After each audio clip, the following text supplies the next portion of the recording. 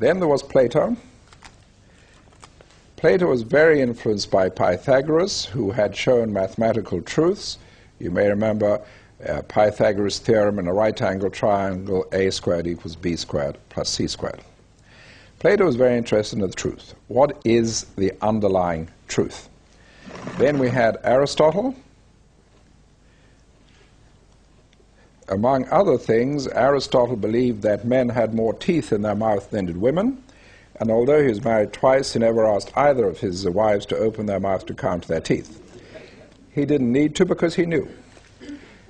With horses, the stallion has more teeth than the mare, so he established as a general principle that the male of the species has more teeth than the female, therefore he had more teeth than his wives, and that was easier than counting. They probably had bad breath anyway.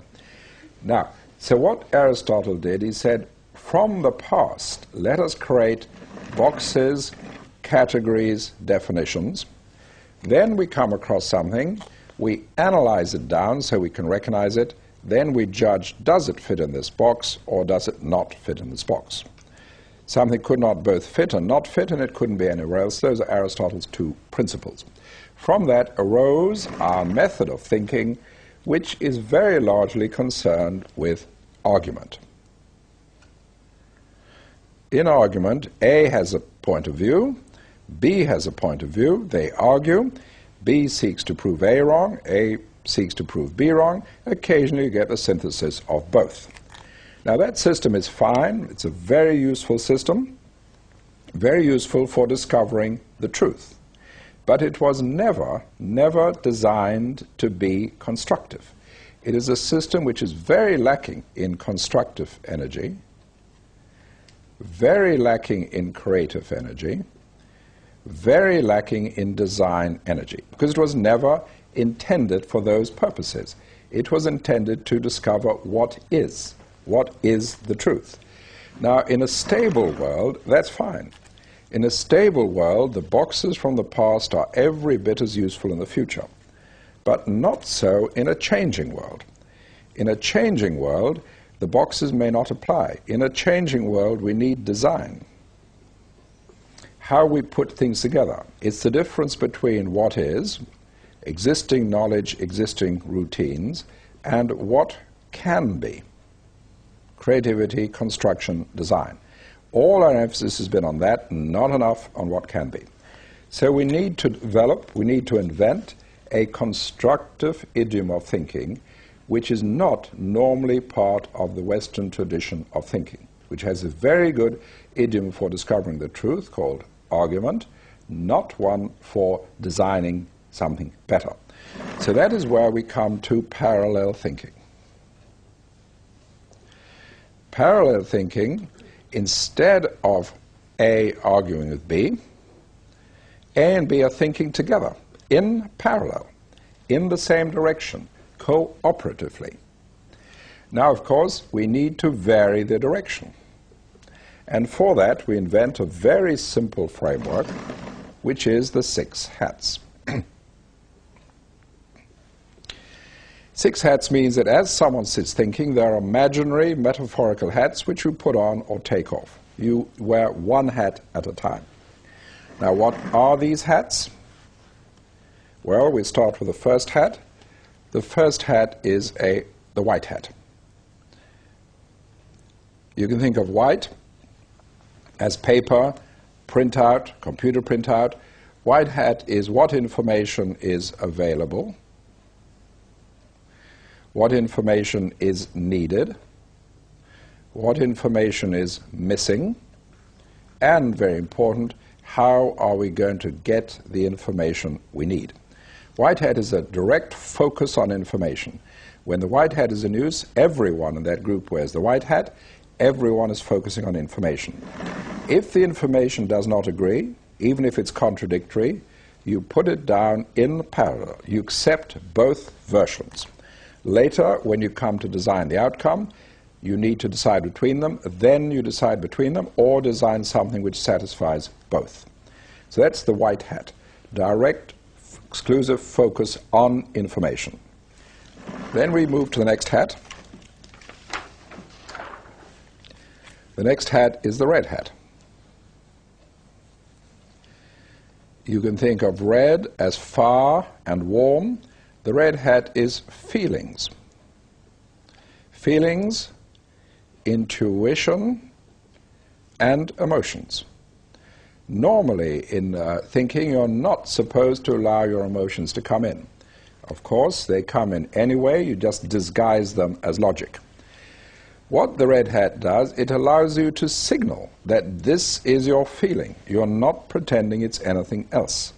Now, intuition can be based on a lot of experience in the field, which comes together to give you a gut feeling. That is very useful.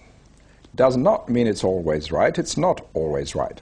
When they told Einstein about Heisenberg's uncertainty principle, Einstein says, my intuition says that's wrong. God doesn't play dice. Nature doesn't work that way. Turned out the great Einstein's intuition was wrong. Heisenberg was right.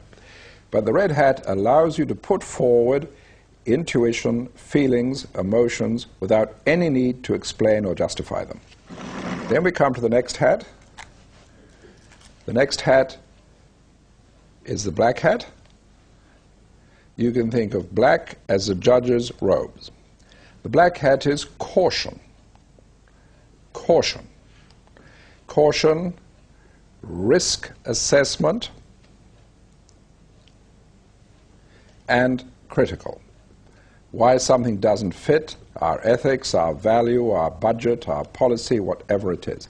Black hat is an extremely useful hat, possibly the most useful hat, because it stops us doing things which are dangerous, damaging, polluting, and so on, illegal, and so on. Very, very useful hat. But it is very easy to overuse. Now, that's rather like wine.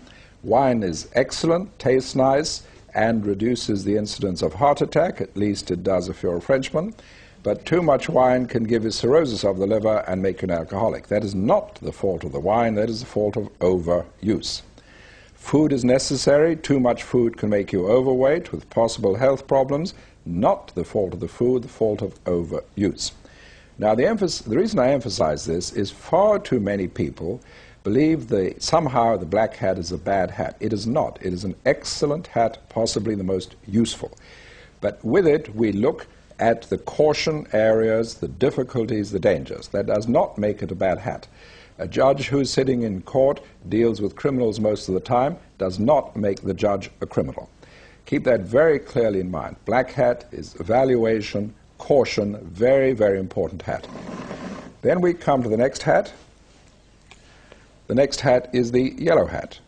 I draw brown because yellow doesn't show too well with my pens. That's the yellow hat. The yellow hat is the logical positive. In a sense, the black hat is the logical negative, but on the whole, I don't like calling the black hat negative because people get the wrong idea that somehow it's a bad hat. Yellow hat, logical positive, we make a strong effort to look for benefits. Benefits, values, and how we can make something work. But we must show the support for it, the logical reasons for it. The yellow hat, the logical reasons. Yellow hat is much, much more difficult than the black hat. Black hat is very natural. The brain has a very natural mechanism for saying that is not what I'm used to, that is not what it's supposed to be. That is very natural. The brain does not have an equivalent mechanism for saying that has benefits, that has value. Therefore, we need really to develop that yellow hat attitude. Looking for benefits, looking for value, it does not come as naturally as the black hat. So very key hat. We need to develop a skill in doing it. We need to develop what I call value sensitivity. Value sensitivity, the word sensitivity is the same as sensitive photographic film. Value sensitivity means that we develop a high sensitivity to value. If we look at that with a golfing analogy, imagine you're playing golf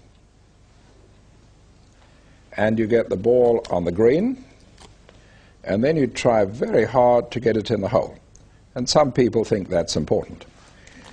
Now, just imagine how much easier golf would be if the green was shaped like that. So when you got the ball here, it rolled down by itself and got in the hole. That's the same with value sensitivity.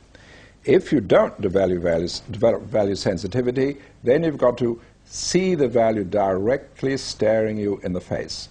But if you develop value sensitivity, then from a distance, you can sense the value and come towards it. So yellow hat, value sensitivity, very important part of thinking.